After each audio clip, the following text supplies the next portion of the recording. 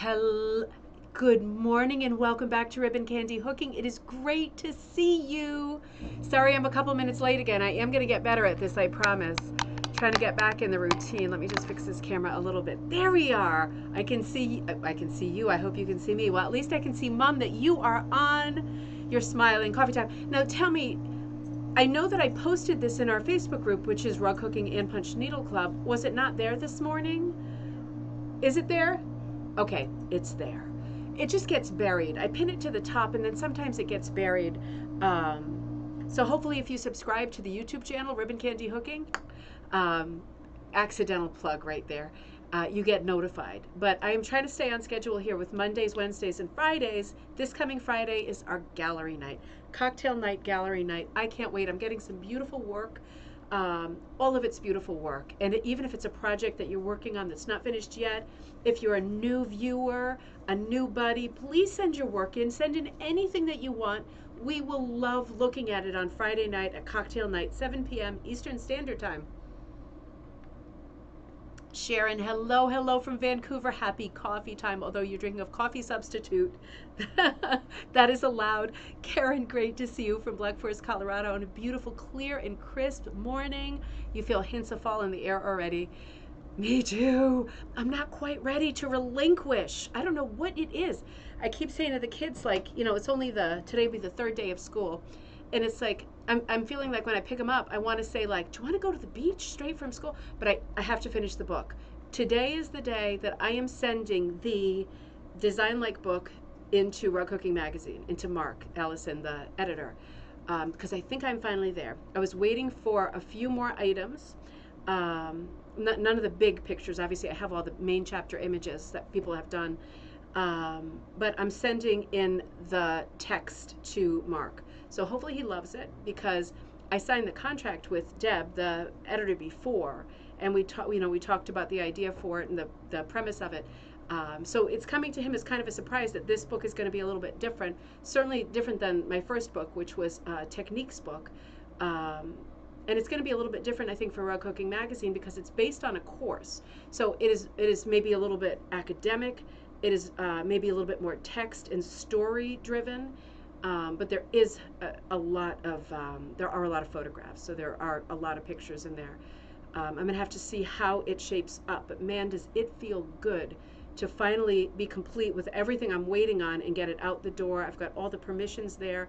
I bought rights to things I needed to buy rights to. Just done. Just let it go, right? And I realized, and we won't talk about this right now, because those of you, we will talk about this in detail, I promise, but we'll have to see how the book evolves once it's in his hands and out of mine. I had to cut a lot of the chapters because it was just too long, and because I ran into the problem of my arm and of time and of everything, and I just couldn't keep going. I could eternally write, right? But the book would be like an epic tome at that point. So there will be a book 2, and it will come out, I hope, very quickly after book 1. Right? I hope whether it's with rug hooking or not, that's something I'll have to talk to Mark about. But I will bring it out. Everybody's rugs will be seen. I am supposed to have that show at Sauter, the next one, right, 2024. And everybody's rugs, whether they're in book 1, book 2, book 3, book 4, whatever, will be there. So we'll talk about how that breakdown happens and what will be in the table of contents. And for those of you that have projects that are beautiful and perfect that will be in volume 2, it's not because I didn't love your work. It's because I literally ran out of space, and I ran out of time. I ran out of sanity a little bit.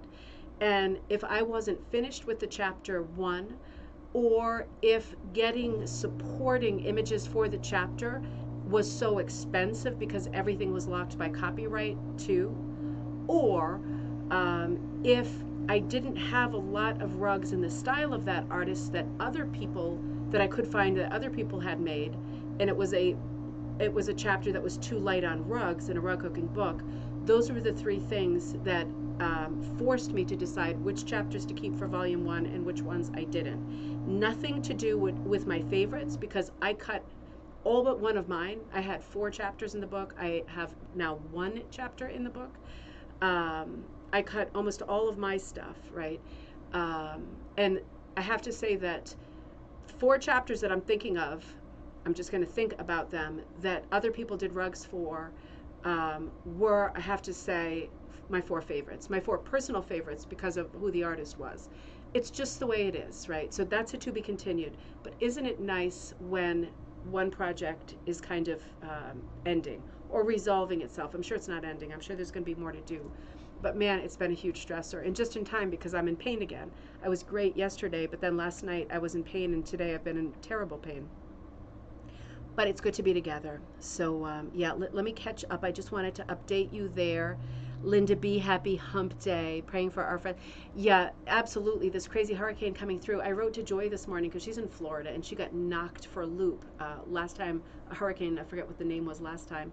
And I haven't heard back from her. So I'm hoping that everything's good there. And if you know of any of our other buddies who are in Florida or in the course of the hurricane, please let me know. It's probably worth posting something on our Facebook group, like, I hope everybody's okay. Check in, if you are, so we can stop thinking, because we all know different buddies and we're all thinking about different names. We want to make sure that everybody's good, right? Joyce, great to see you. Great to see you. Happy hump day. Thank you, Mom. Thumbs up for Deanna and ribbon candy hooking. Thank you, Mom. Lots of love. Ryan, great to see you. Are you being naughty? Are you being naughty? You're at home in the middle of the day. Happy Wednesday from North Texas, organizing all of my art and craft supplies today. Peace and love to you, too. That sounds super fun.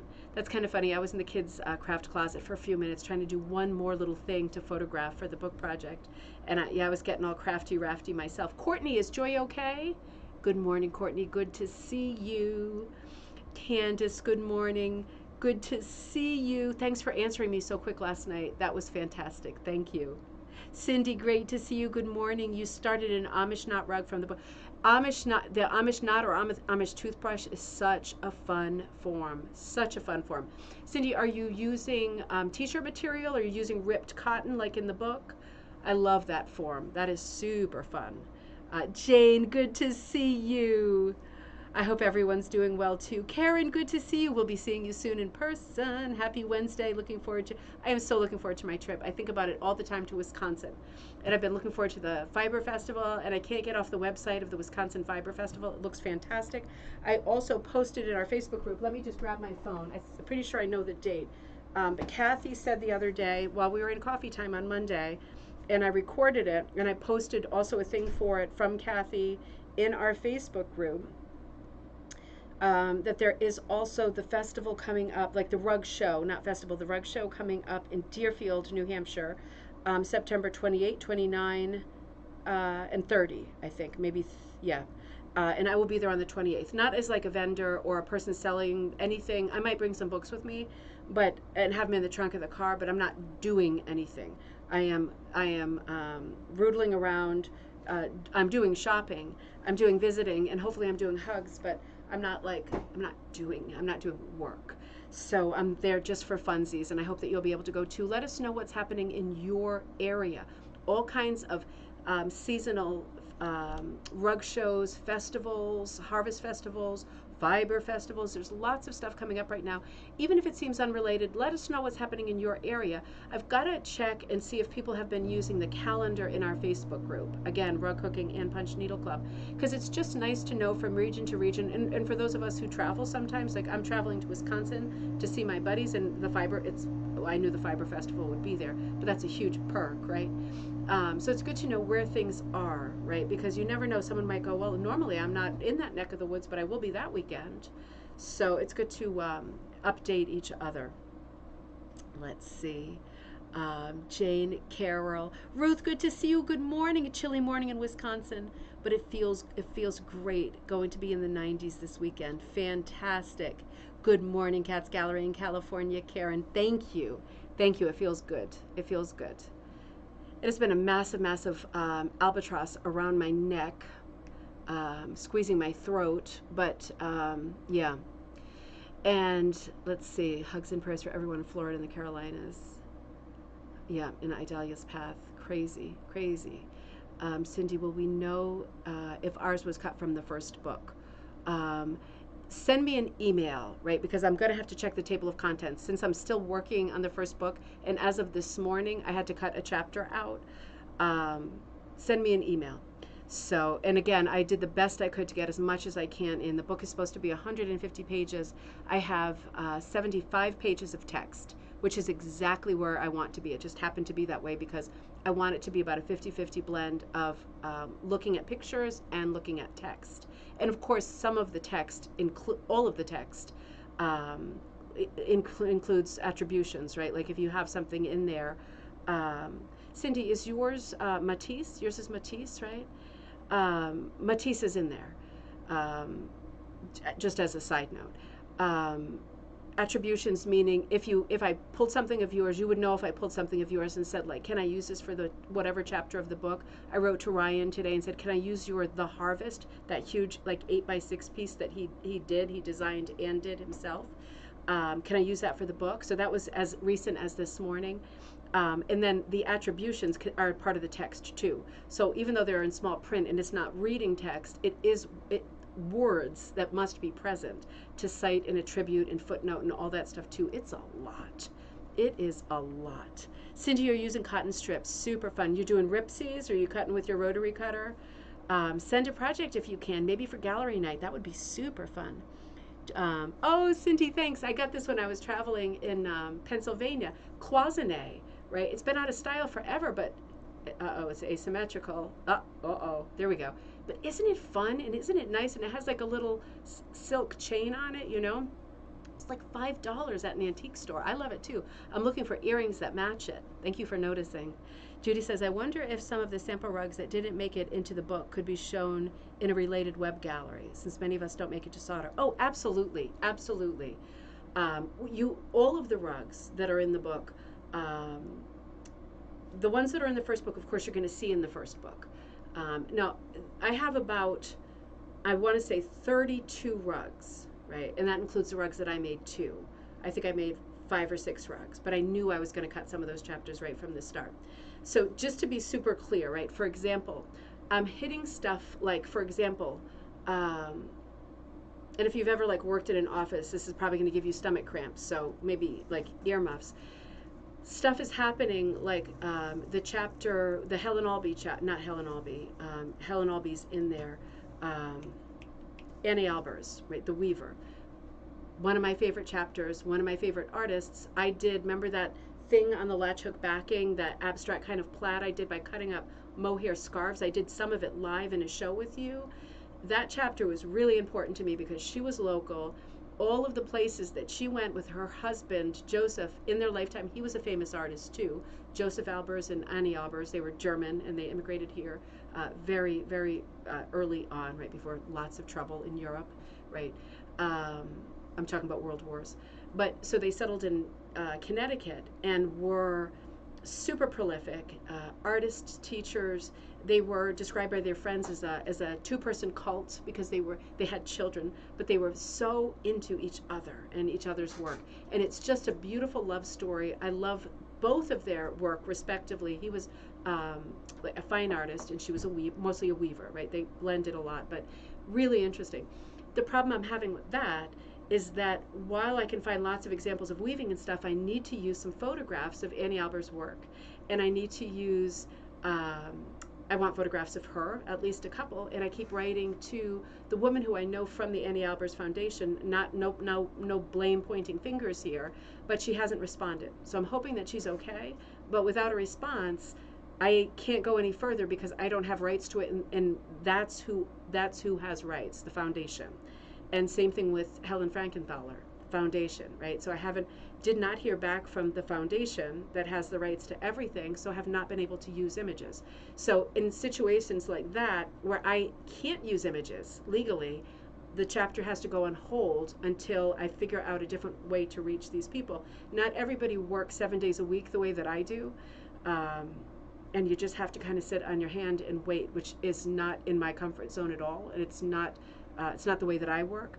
But again, not pointing blame fingers, but there are lots of occurrences in the making of this book because we're borrowing from other artists where I truly need stuff and I'm not hearing back, right? It's like I'm hearing like the crickets in the night. And at that point, because of the timeline, I've had to make really firm decisions and just say this has got to be for book 2. This is really painful and it's taking too long. And if I have another 6 months to figure it out, I will figure it out. I'll figure out some kind of workaround at least. But for this moment, things being what they are with the timeline, chapters just had to go out and I had to make decisions that were tough. And it is not based on my favorites and it's not based on how great all of the pieces are, because all of the pieces are great.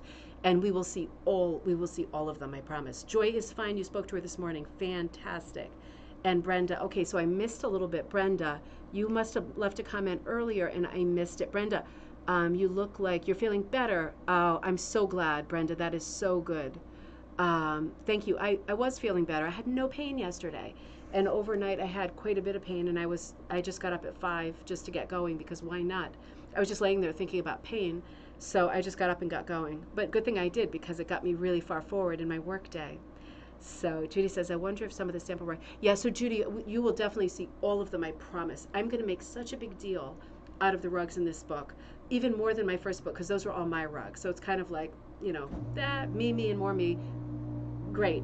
But this rug book is made up of a lot of other people's rugs. So, and there are many chapters where it's not just one rug that is the main chapter image. Like there is always a main chapter image with a pattern. And there are 14 chapters present. But there's a lot of chapters where somebody has done a second piece, or that is not the main one, that was not my design. Maybe it's their design, or maybe they've hooked something of mine. But there's multiple original rugs per chapter. So it's a lot of other people's work. It's 99.99% other people's work, unlike the first book. So it is exciting, and we will look at all of it so much that you're going to be sick of it. You're going to be saying, will you please stop showing us the same rugs? We have seen them all. You'll never say that because they're so good. April, great to see you. Hello in Illinois. Judy says, so glad you're safe. Brenda, Courtney says, okay, now I'm catching up. Kathy, good morning in New Hampshire. I just gave the plug for the Deerfield dates in New Hampshire, and I will be there on that Thursday. And I reposted that in the Facebook group. And Debbie says, hello from upstate. Hope the kids had a good first day. Cindy Matisse is in there. In April, Sunbonnet Sue is in there. April, you had Sunbonnet Sue, right? I know yours is in there. I might be saying the wrong chapter, but yours is in there. They had an okay first day of school. It actually wasn't that good. But I'm not going to go on a soapbox, although I could. I get myself so angry that I say bad things, and then I have to like send apology emails out.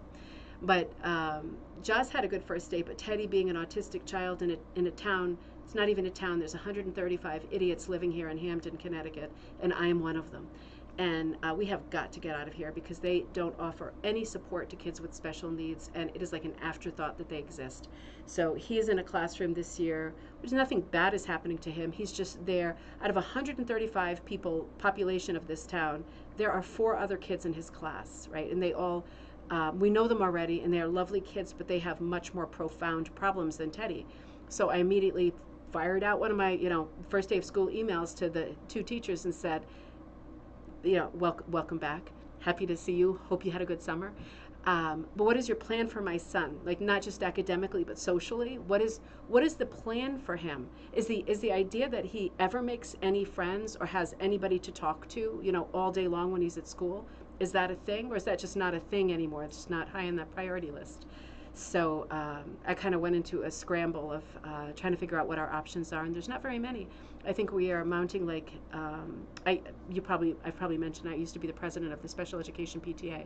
I haven't had time for that for a few years, and things have been okay with us. And it was very harrowing hearing other people's stories all the time about their children not getting services. So that takes a lot out of you, as you can imagine.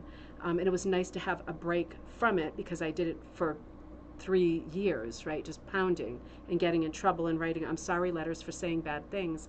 And it looks like I got to get right back into the fray because we'll probably be having to sue the town because there's nobody that even works in the department anymore. Amazing, right? Amazing. He's such a smart kid. It makes me so angry. But we'll see where we go from here. It wasn't ideal, and I am enraged. But we'll see what happens next.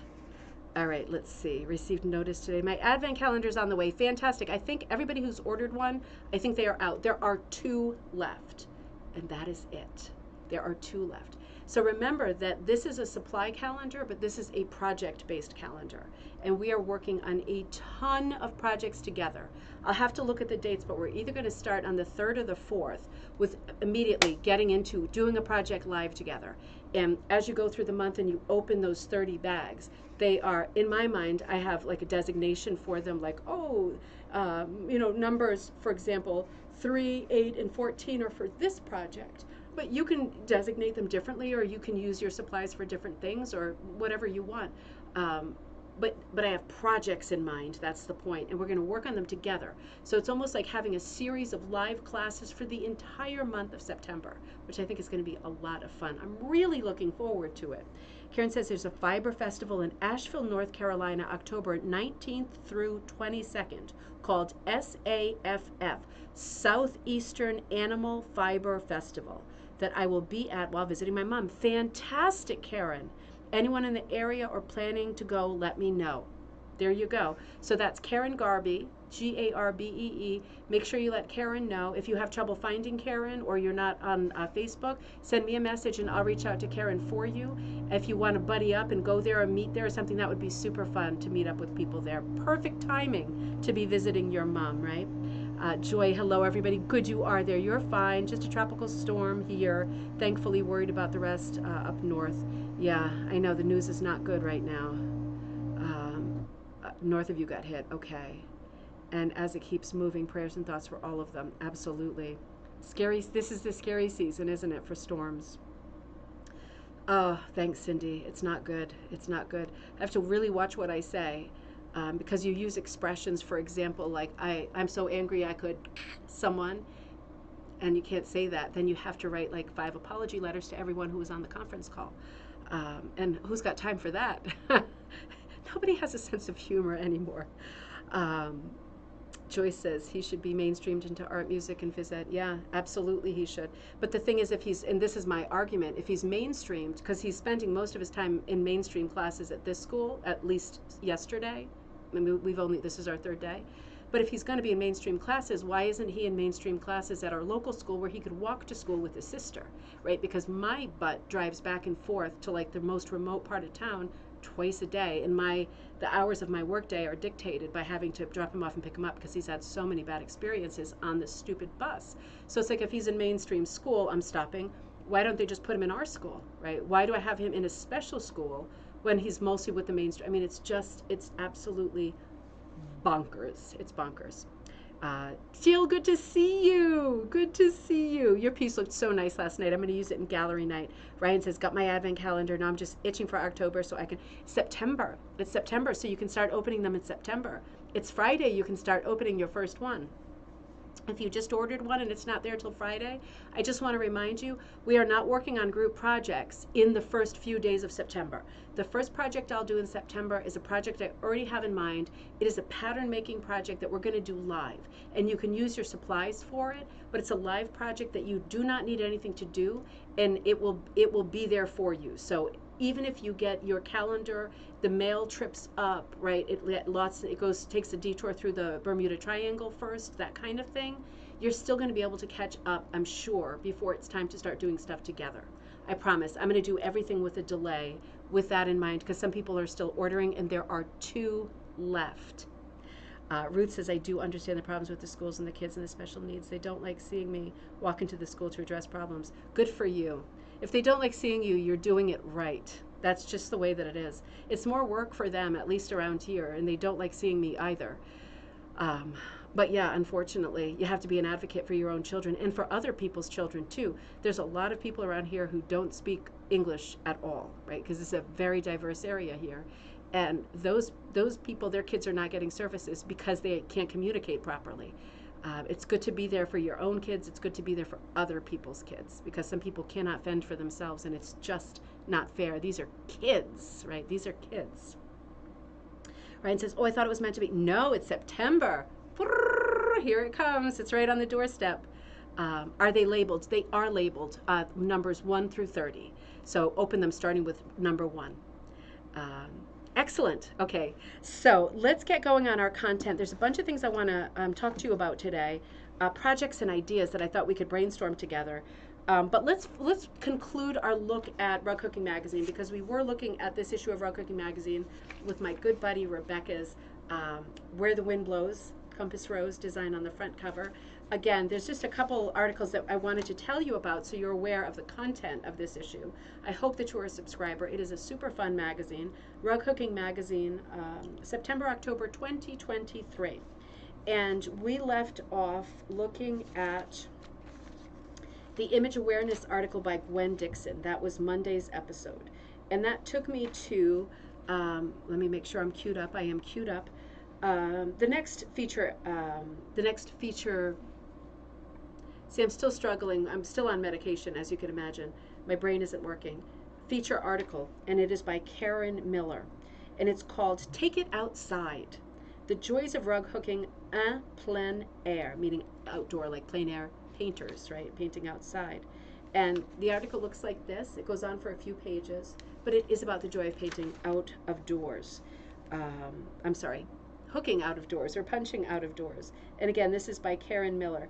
And she says, painters have practiced the technique of making art plein air, including Claude Monet, Vincent van Gogh, Emily Carr, Tom Thompson are well-known examples. So what exactly is plein air art, and why would you consider doing it? Plein air art is primarily done outdoors on location. The advantage of this is that it allows you to increase your powers of observation as you translate the scene in front of you, usually quickly before the light or weather changes. Interesting. See, I always read things impromptu when I'm with you because I think it's more interesting for me too. Now that is interesting because I just assumed that the article was about how nice it is to sit outside, and it's actually hitting it in a way more literal way, right, on plein air. Like it's literally you're working outside because you're making choices about how to proceed with your rug project because of what you see while you're sitting out there. So in other words, if I'm sitting there looking at the water, right, and again, this is a timely thing, right, because the day changes, the time in the day changes. Who was it? I think it was Monet who said something like, I'm paraphrasing because I'm never going to remember the quote, and it was translated to begin with, but it was something like, I don't believe that there is such a thing as a landscape, because by the time you look at it and look away from it and look at it again, it's already changed. So it was kind of like one of his more magical quotes. He was very literal, but that was one of his more whimsical quotes, I thought. And it's very true. And the thing is, when you sit outside, if you are going to try to hook the water, you better be thinking about the light and everything, because if you were hooking it yesterday and you got partway through, you're going to want really similar circumstances to be happening today so you can pick up where you left off. And that is interesting, because that is why plein air painters, like historically, are known for going, okay, well, what's the weather going to be like? What's the light going to be like? Taking into account the weather, the light, the season, all of that. To try to get exactly the same situation, technical situation happening, so that they can pick up where they left off. So that is an interesting thought, because honestly, I have never thought about considering working with your eyeballs, like with sight, on location for a rug hooker. I always think, draw the pattern, fill in the pattern, right? Paint by number, let's go. But yeah, absolutely. If you are a hooker who is more interested in realism, or capturing that je ne sais quoi that can happen when you see it with your eyes. And then, like Monet says, it's gone in a second. So you hope that you can capture it before it disappears, right? The elusive nature, right, of working outside, but also the exciting nature of working outside. So this is what this article is about. And she talked, I'm just, again, looking at it for the first time, but she's got a section called What is Value? So this is going to be, it looks like it's going to be a good article for having a technical conversation about making your rug, right? Making decisions as you go about your rug. So this kind of flies in the face of the idea that I think is much more common and traditional of, here's my pattern, I drew it out. Oh, what colors do I like the best? I like these colors best. I'm going to cut these up, bring them, put them in my bag, and I'm going to hook using these colors. Flies in the face of that, because it's basically saying, once you get started, you might not want these colors anymore. You might want these colors. They make more sense. They're more realistic, right? It's what your eye actually sees. So that's interesting. That's a whole interesting conversation. It looks like a beautiful article. Let me show you let me figure out what I took from that article. Let me come over here where we left off. Yep, so this is a nice piece. This is by Susan Feller of Augusta, West Virginia. So on the right, you see the sketch. It says May 8th, 2021, a sketch as part of the 100 Days of Nature project. And this is by Susan Feller. And then the finished thing on the piece on the left, May 8th, again, so this is the name of it, I think, 2021, part of the 100 Days project. This is a 4x6 mixed media project on linen. So as you can see, what Susan did was she hooked the bottom half of it onto the linen, right? Hooking as we know it. It looks like she did two different cuts. It looks like a 4, it looks to me like a 4 and an 8. And then up on top where the blue sky is, that is an applique piece. Applique just very simply means, lots of French words, right, cross over to crafts as they do to fine art. Applique simply means that you are sewing it down, right? You are creating an organic shape that is custom to whatever you're doing, and you are sewing it down with a needle. That's what, oops, I'm sorry, that's what applique means. So it's applique in the sky, and I'm sure it's sewn down around the edges invisibly, right? Beautifully, making a beautiful shape, a nice sort of bubble of blue. And further anchoring it down with these, what looks like a floss, like a bit fancier than a DMC floss, but it looks like a nice, thin, shiny, satiny floss, long strokes of rain, right? Long stitches that are functioning as rain. So very pretty. It's very different than the sketch, but the sketch is just an idea, isn't it? If you look at the sketch, we are looking at shelves of color. I think in the sketch, the idea of the shelves of color or sort of levels of color, right, the horizontal bars, I think in the sketch those are more prominent than in the finished piece. But as you are completing a piece plein air, right, your focus can shift, or even inside. If you're an indoor cat like me, then your focus shifts while you're sitting on the couch, and your project shifts. But it's interesting to see both, because she could still do it exactly like the project in the sketch, and it would be completely different, right? Or for the most part, it would be different. It would also make a beautiful series. I do like how she maintained the idea of having 3 flowers and 1 red flower. So she's got 2 white, 1 yellow, and 1 red, and in the sketch it's 3 yellows and 1 red. But maybe there's some special significance to why there's 1 red flower. That might be personally meaningful or symbolic. She does have levels of color because she's got that stretch of green in the middle, and then it goes right to the brown. And maybe it went right to the brown because of contrast, right? Maybe she wanted the contrast. She ended up hooking the green in a lighter shade of green than the sketch. And the sketch is just a sketch, right? The sketch is just there as a vehicle to get you to the next step, which is, there I am, which is the making part, right? The sketch is just the sketch. And yeah, cute article, really cute article. Interesting conversation too, not cute. It's an interesting conversation. I think an important conversation. I know I have got to get outside more myself.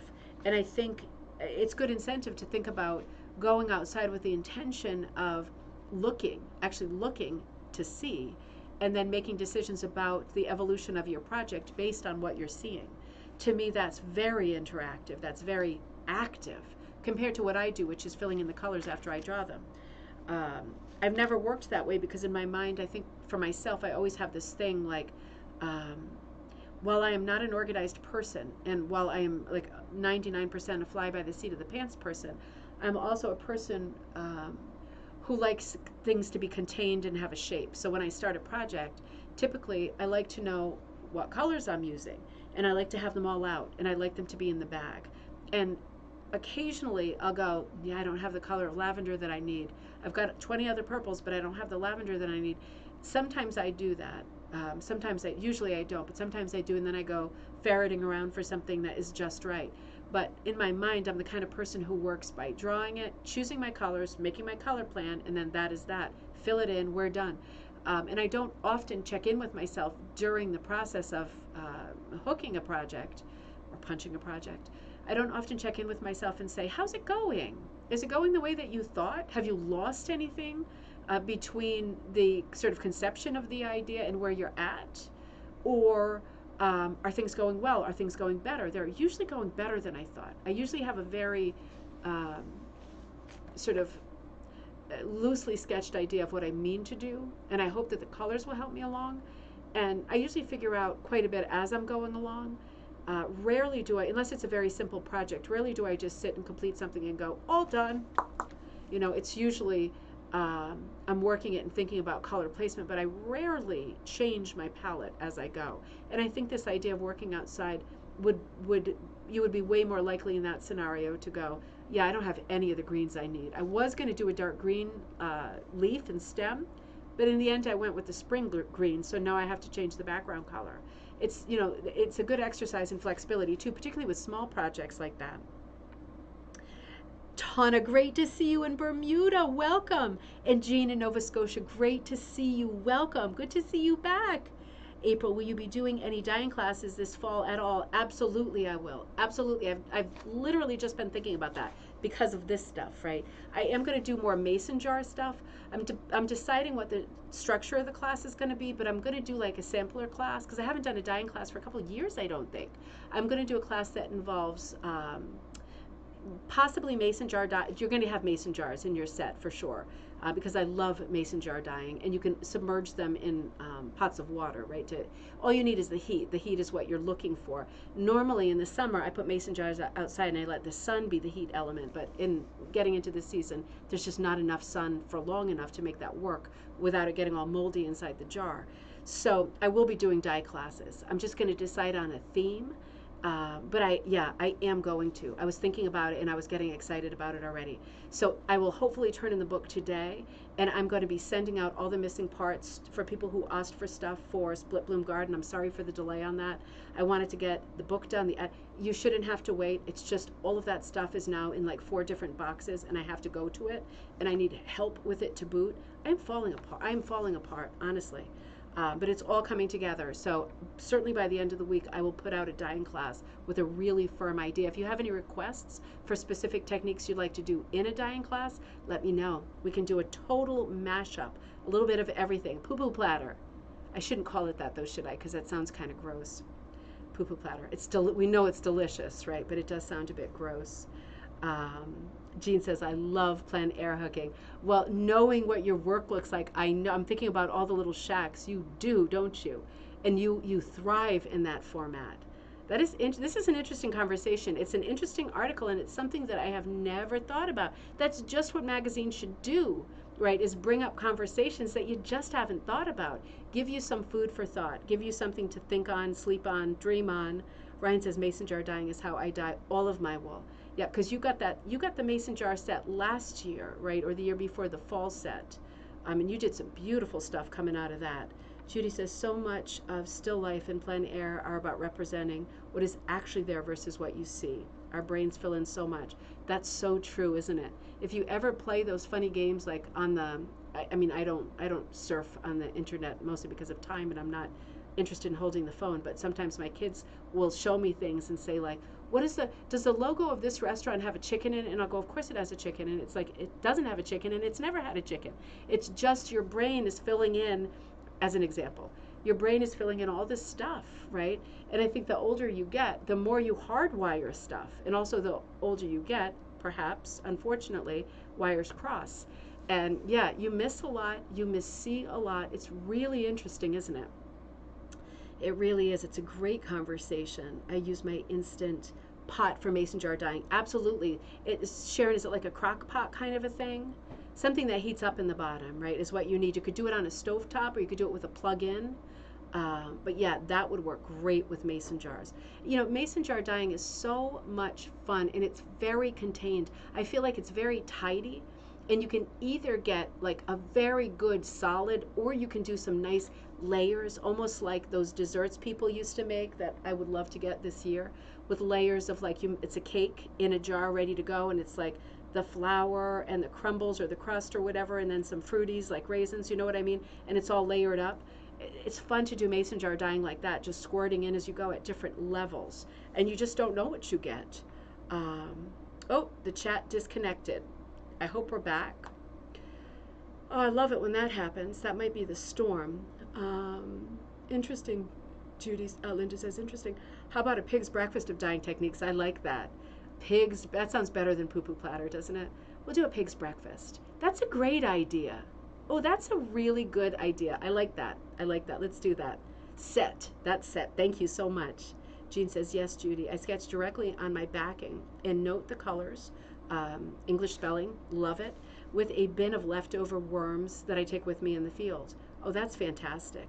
That is so artsy and thrifty, right? That like hits at the heart of like both branches of rug hooking. That historic and sort of original thrifty thrust of the craft, plus that very creative, painterly, thoughtful thrust of it, right? That is more contemporary hooking. Really nice idea. Ryan says, I put my mason jars in a steaming basket in a pot of boiling water. The Instant Pot sounds like a fantastic idea as well. Yep, yours is working too, but either one is going to work great.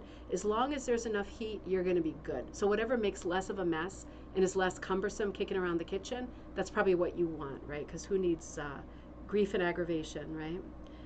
Cindy says, I have dyed yarn with mason jars in the microwave. Also fantastic, but not with the metal lid. What did you do for the lid situation in the microwave? Did you have the microwave on like conventional oven, or you actually used it as a microwave and you just didn't have the lid on there? There's probably a very easy answer to that, but as I'm not a cook, it seems very hard. I just ruined a pan this morning cooking corned beef hash for me and the dog.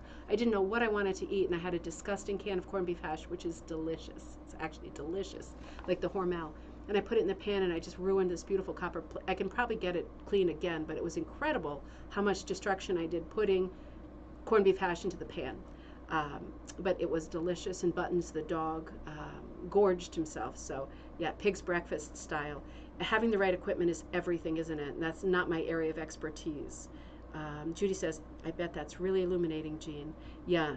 I mean, and Judy, do you remember the episode of Cocktail Time when we looked at Jean's work, all of the shacks? Because they were done in two different styles, right, Jean? It was like a very graphic version and a very realistic version. Isn't that right? Is my memory still good? Of the same shack. And it was interesting and exciting to look at them both in contrast to each other, like juxtaposed. Very interesting. Really a lesson in art right there. You could do a whole class in that, Jean. I mean, you could be giving classes in that for like forever and a day. Just that one project that's so appealing, and it has such great crossover value for people that do any kind of art. I loved that. I loved that part of the episode too. It's going in and out. Okay, great. No lid. Okay, good, Cindy. Thank you. It is Judy. Okay. Oh, my husband loves the corned beef hash. God, it's so good. I'm so gross. It's always what I look for when I go for diner food. I am not a vegetarian. I just love all that greasy, potatoy, meaty stuff. Judy says, oh yes, those were so cool to compare. They were. That was a really fun episode. Jeannie, you sending in anything for for this episode of Gallery Night? No pressure. Only asking you live, right? Minimalist and realistic. Yep, I remember. That was fantastic. I don't know if it's getting hot in here or if it's you know what, but it's hitting me hard. Eat spam also. I have to say, I've just had a renaissance in spam myself. I know it's not good. I know nothing in there is good. But lately I've gotten so excited about like I've gotten recipe books for like the spam recipe book, the Jello recipe book, all these old products like the recipe book for the Hershey's recipe book. I love finding them at like vintage stores, and because you have the product and you know the product, and then there's like 300 recipes using the product. It just seems like nothing's better than that to me. I love pop culture. I do. Not so much contemporary, but mid-century. So all these old products and all these old foods really appeal to me in a disgusting way. But I remember when I lived in the Netherlands, I had the two kids, right? And I was already in my 40s, so I was tired and pushing around this stupid double baby carriage. And nobody ever made eye contact or helped, and it rained every day, honestly, almost every day for the 10 years that we were there. Love the Netherlands, and I was born there too. But and both kids born there. But it was hard, and because there's like no preservatives at all in food, which I actually think is fantastic.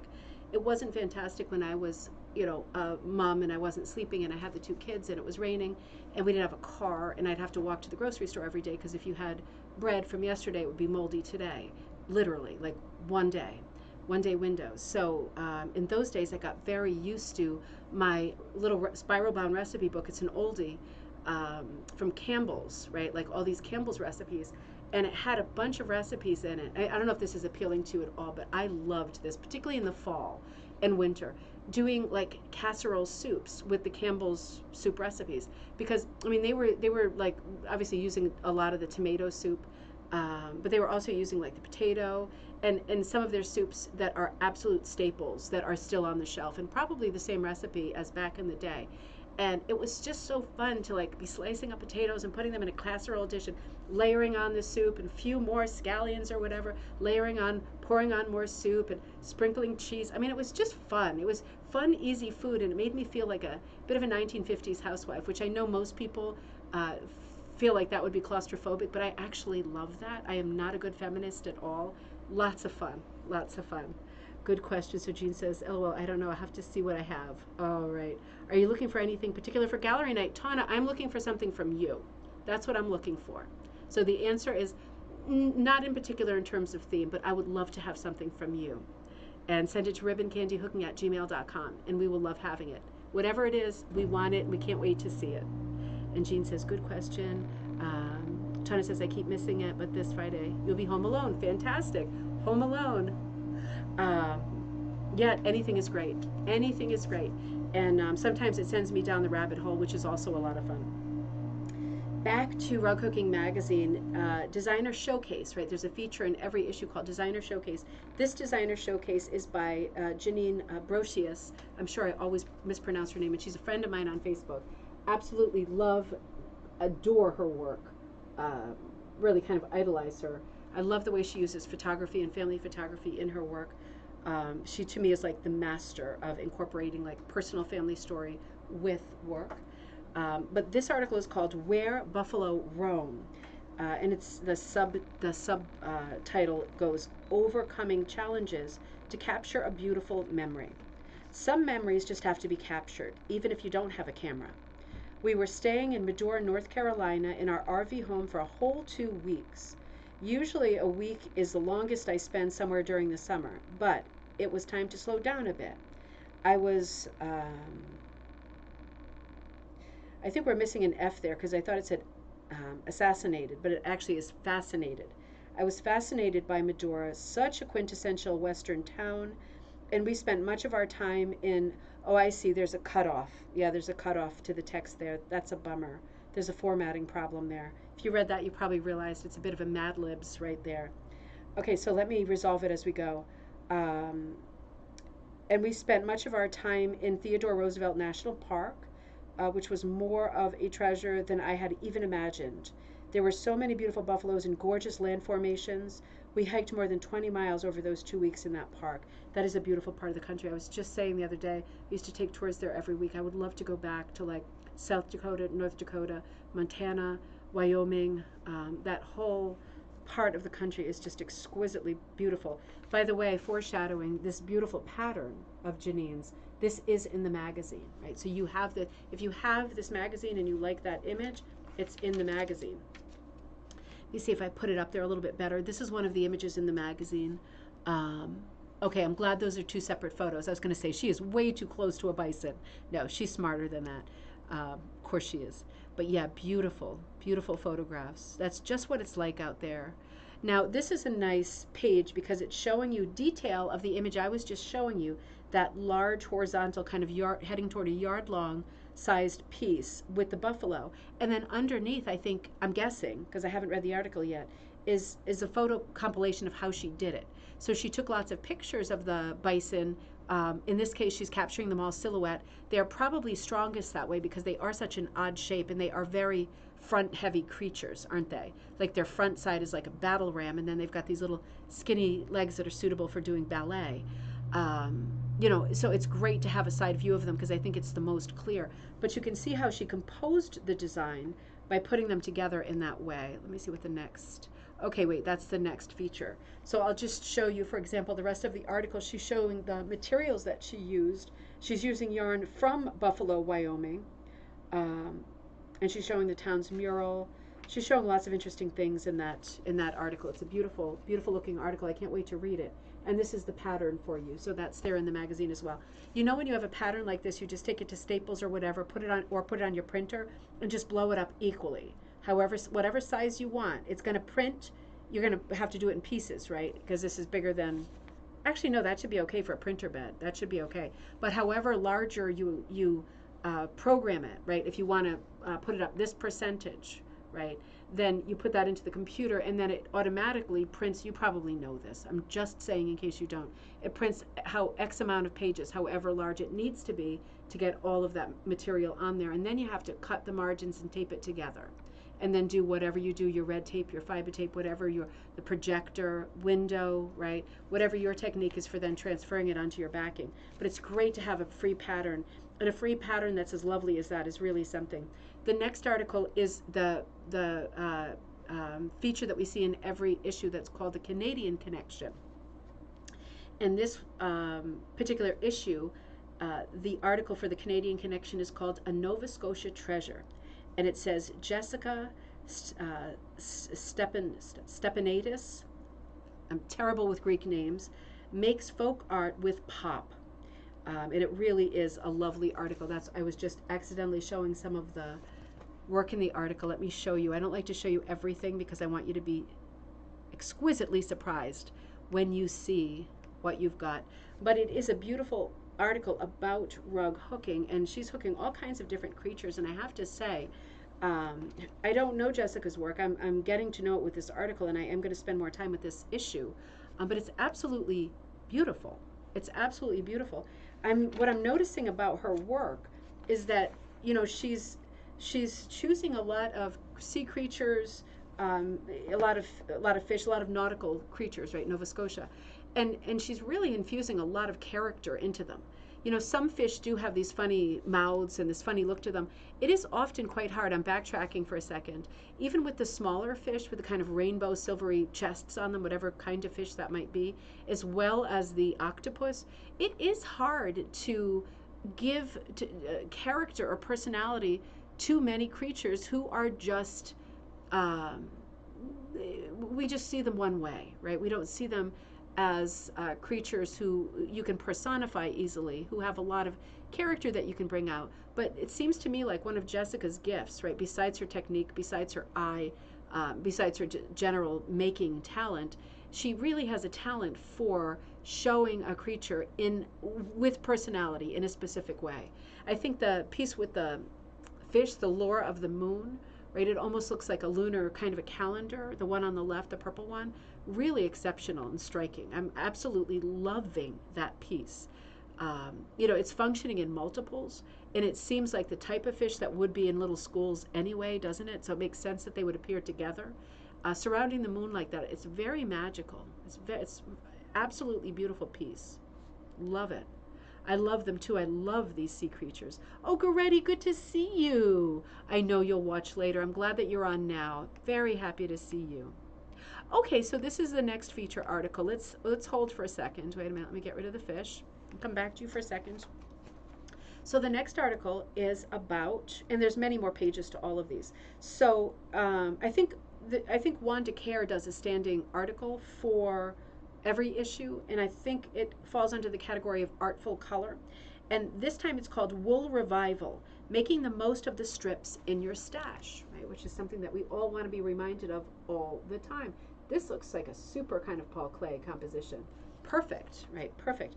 But the idea, I think, is Juan de Care. When the price of all things rug hooking goes up, we can sometimes feel the pinch. It's incredibly important that we keep hooking. It soothes, it consoles, it's regenerative to our spirits, absolutely. So she's talking about using your bits and bobs, using your scrappy pieces. And let's come back over here. And she gives us a bunch of ideas for designs, like on the left hex, on the right woven. And you can see she's actually, with the one on the right, the reason it looks different and the reason it looks like a woven is if you look closely, she's doing some very careful directional hooking that will involve twisting underneath your canvas with your non-dominant hand. But you do get this wonderful plait effect. We saw this technique also in the book. Remember the book that we looked at? Oh God, I'm so bad, aren't I? It was about hand-hooked. What was it? Hand-hooked. It was about using handmade things as inspiration. Do you know what I mean? And it was like embroidery, fractor, red work, quilting, knitting, weaving. Do you remember? If you remember, put in a kind of cue or tag word so other people can find it. But we covered that book. It was one of the newer releases. Hooked on, oh God, I almost had it. Hooked on homemade or hooked on handmade, something like that. Am I getting close? It was this kind of thing that we were seeing. The example on the right that Wanda did here, the wove, it reminds me of that because it looks like a woven. And it is something fun that you can do with your rug hooking. It is going to depend, the success on with a pattern like this is going to depend on you using colors that contrast properly, right? Because if you look at the way the green and that periwinkle kind of lilac shoot through, they really need to be at odds. They're very cool colors, and they really need to be at odds with the warm colors that are going horizontal to make it really work. But it does really work. And what a great way to use up your scrappies, right? This is, so that's a nice, very nice article. Moving on to the next article. So the next article is a blast from the past. I love when they do this. This wasn't too long ago. This article is an excerpt from Rug Hooking Magazine, March, April, May 2013. I have to say I like it better when they do like go into the 1980s and 90s. But 2013, this is a beautiful article called East Coast, West Coast, Gulf Coast. Distinctive color schemes reveal artwork geographies. Now that is interesting, isn't it? From the vault. So that's their Blast from the Past reprint article coming on page 72. And it has a lot of beautiful stuff in it, very realistic stuff, and then very different stuff like this. Beautiful heart, Sankofa squared, various cuts of wool on monk's cloth, designed and hooked by Sharon Sacknett Renton of Washington, 2011. Beautiful. And the piece that I pulled out of this article, I just pulled one piece out to show you, is called Winter Paisley, 17 by 13, number 5 cut wool on monk's cloth, designed and hooked also by Sharon Sacknett of Renton, Washington, 2005. I absolutely love this piece because for those of you that have used paisley, you know how painful it is sometimes to cut it up because you get a little heart of it, like a little heart of the artichoke moment where it's like, oh, look at how perfect that shape is. And you don't want to cut it. And it's like, this happens with quilting too. I have a quilting book that's called Can't Cut It or Can't Cut That or something like that. And it's these, beautiful prints that you just feel that you can't cut into. Paisley is another fiber that sometimes happens with. And in this case, she has appliqued just a section of the paisley into that, not just the centerpiece of the paisley flower, but some of the inner petals. And she's hooked the rest. So it's kind of a fusion of applique and hooking, right? And again, this was done in 2005, which is interesting because we're doing this a lot now, but we weren't doing this a lot then. So it's just an exquisite piece, and the colors are really exquisite. They are very unusual. The purple is functioning almost as a neutral. We've got two very warm colors to go along with it. And somehow, without the balance of there being a very cool color in the mix, it still is really fetching. As a color plan, it's really unexpected. The tomato red, the really warm yellows, right, sunshiny yellows, and then this very plummy, eggplanty purple. Super unexpected, super unexpected. I would have been so tempted to blast some black in there or something because the color palette is very unstable, right? There's not a mix of cool and light colors. It's not what we technically would normally go to, but it is a super magical and successful color plan. It just goes to show you go with your heart. You can go with the color wheel if that's where your comfort zone is, but you go with your heart. We don't even need to look at that because we saw that last time. That was the special design that I will be teaching at Madison Wool in person. This is the Sugar Skull that's an exclusive for Patreon members and Madison Wool. And that one's not on the website. So it is a lovely issue of Rug Hooking Magazine. I am already over, so we're going to have to look at some of our other treasures another time. I didn't see this article, though. Uh-oh. I have to take a quick look at this. This is, I shot through to the back of the book, Dear Beginner Rug Hooker, Quilly Eyes. This is very sweet. An adorable project in the spirit of the season by Chris Miller of Spruce Ridge Studios. I love Spruce Ridge Studios. Look at this projet. Can you see that? It's not good light because I didn't flip to the end. Shame on me. But these are Quilly Eyes. We've been talking a lot about Quilly Eyes, and in our advent calendar, we do have a Quilly, a Magdalena Briner EB project that has quilly, right? So we will be doing a quilly project together in September. This is another great quilly project that you can do. The directions are in this issue of Raw Cooking Magazine, September, October 2023. Quilly eyes, those hypnotic eyes. Don't look at him too long or he's going to hypnotize you. And you're going to go to the kitchen cupboard and you're going to take down a can of Spam and it's going to be all over, right? Diet over. So anyway, that is the bitter end. Really nice issue of Raw Cooking Magazine. Again, it looks like this. My friend Rebecca Martin of Storyteller Wool, her piece on the front cover, Where the Wind Blows, right? So we had a good old look at that issue. I will be with you next week, and I have a lot of things to show you that are sitting all about me. But I want to remind you that I will be with you on Friday for cocktail night at 7 p.m. Eastern Standard Time, and I hope that you'll be sending me images of the projects that you've been working on or projects that you've done in the past. If we haven't seen them, we would love to see them. Send them to my email, which is ribboncandyhooking@gmail.com. And so the next time I will see you, I will hopefully have submitted the text for the book and for the Design Like Book Volume 1. Hopefully very quickly followed up by Volume 2, which will be just as good, right? They are both stellar, epic books with an epic amount of work in. It's so nice to have this platform to be able to say, I need this, and to have so many people answer the call. It really is a gift.